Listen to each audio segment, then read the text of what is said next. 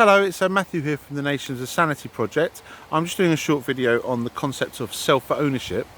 Now, anyone who doesn't know what the Nations of Sanity project is, we're basically a project that's built on the assertion that the only way to create a truly free society with truly equal rights is to establish the non-aggression principle as the law through a universal peace agreement. Specifically, we present a three-part peace agreement that could be used to establish the non-aggression principle as the universal terms of peace. Now, the reason why I want to talk about the concept of self-ownership is because that's basically what this project is built on. The concept of self-ownership is the idea that everybody has right over only their own self. You own yourself, you own your actions, your thoughts, your consciousness, your body, and that gives you both right and responsibility over yourself. So you're responsible for what you do, but you also have right to do what you want to do, as long as you don't violate anybody else's exact same right to that exact same self-ownership.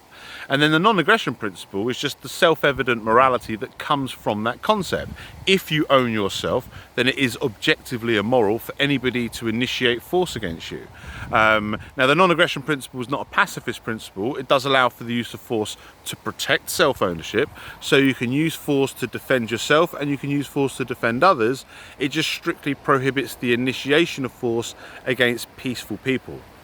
Now, the reason why this concept is so important to understand is because when it comes to the Nations of Sanity and what we propose, basically it all comes down to whether or not you reject or accept the concept of self-ownership. Because if you accept the concept of self-ownership, then everything else that we present is just self-evident, it's undeniable. For example, if you accept the concept of self-ownership, then the non-aggression principle, you have to accept that with that, because the non-aggression principle is just the moral principle that comes from the concept of self-ownership. So if you accept the concept of self-ownership, then you have to accept the non-aggression principle as an objective standard of morality that provides an objective standard for defining crime and defining law. And then the logical progression for that is, okay, well, if the non-aggression principle provides us an objective standard for defining crime and law, then it should be the law. Now, we can't establish the non-aggression principle as law through a ruling authority, because ruling authorities violate the non-aggression principle, because it is a violation of self-ownership and a violation of the non-aggression principle to rule over anybody. So the only way we can establish the non-aggression principle as the law is through a universal peace agreement. So it's not done under anyone's ruling authority, it's just done under this universal peace treaty where we all understand and accept the basic concept of self-ownership, that everyone has right over their own self, and then with that we understand that that is the one right that everybody has in equal measure. And if anybody violates that right or attempts to violate that right, then they're basically committing an act of aggression, and any force that's used against them is justified and necessary defensive force. And this is the real key to it. It's about making law enforcement about defensive force, about protecting people. Law enforcement should never be about initiating force against peaceful people, which is unfortunately what it currently is.